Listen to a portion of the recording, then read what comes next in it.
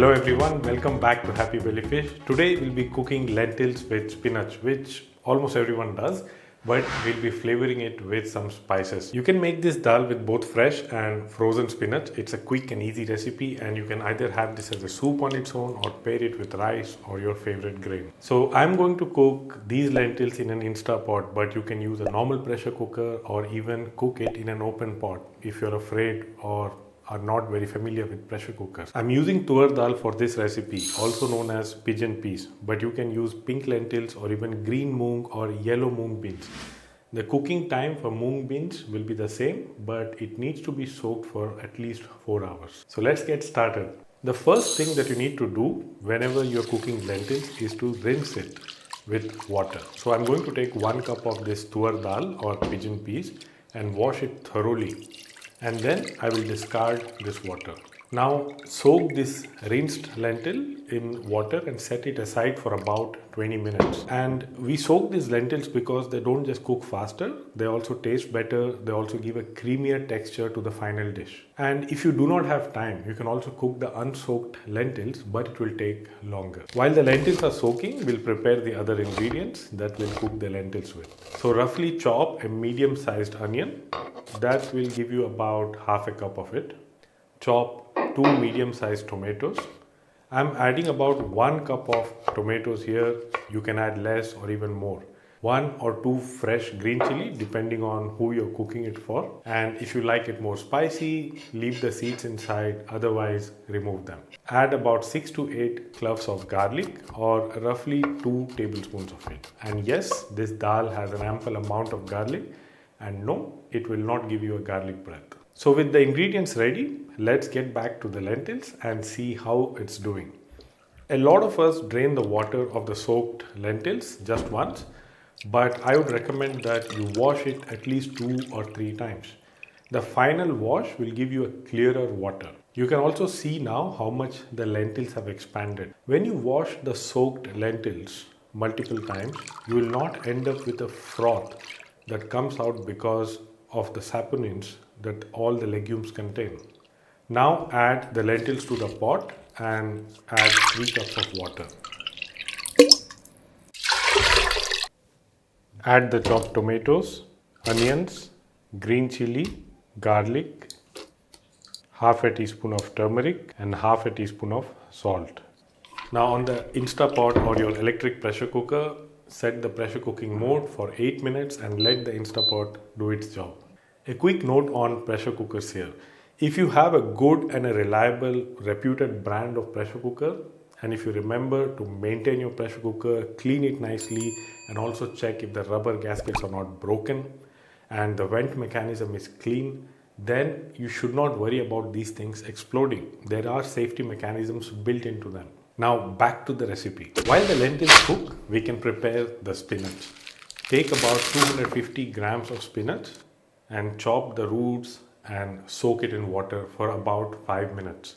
Scrub a little bit to shake off the soil particles and rinse the spinach in water once or twice.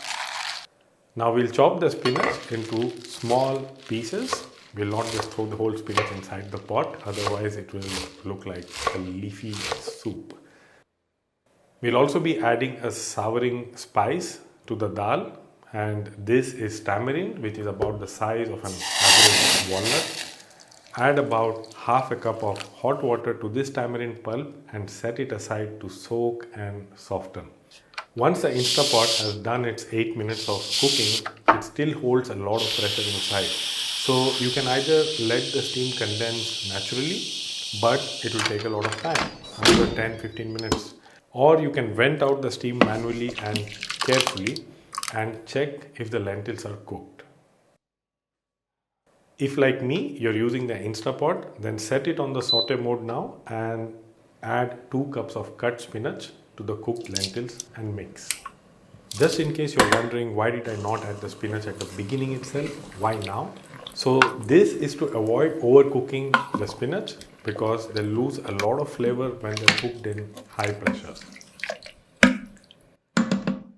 Take the soaked tamarind, squeeze the pulp out and add the juice or the extract to the cooked lentil. Add 1 teaspoon of coriander powder and mix, and cook for another 10 minutes or until the lentils come to a boil. You do not have to cover the pot with a lid.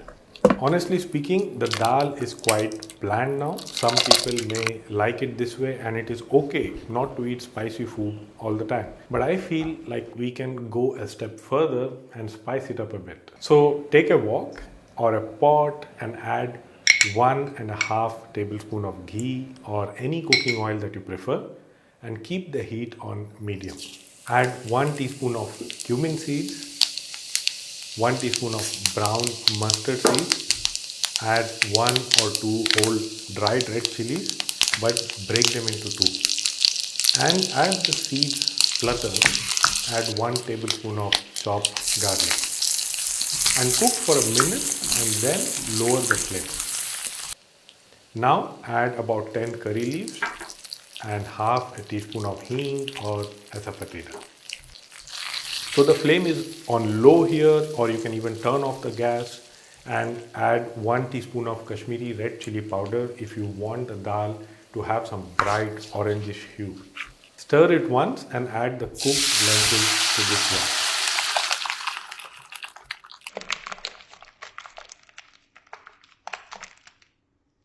Add some freshly chopped coriander leaves and then let the dal come to a boil.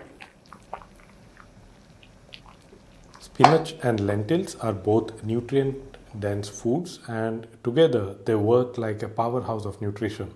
And while spinach is rich in vitamin A, C and K, as well as folate and magnesium, lentils provide essential nutrients such as B vitamins and potassium and zinc.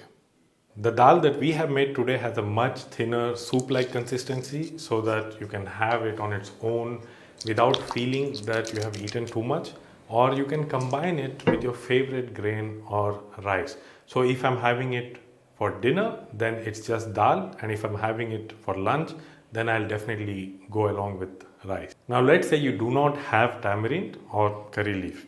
Can you still make this? Yes. And I'm saying this because I know that pain.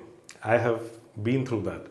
And these two ingredients are not easily available around the world. So in that case, just squeeze some lemon juice at the end during the time of serving. It's not the same, but it will just about do the job. And the curry leaf, well, you can add any other bitter like parsley or even coriander at the end as a garnish. But don't stop yourself from making this nutritious and delicious recipe. If you have any questions or suggestions, then please leave a comment below, and I will see you soon in the next video.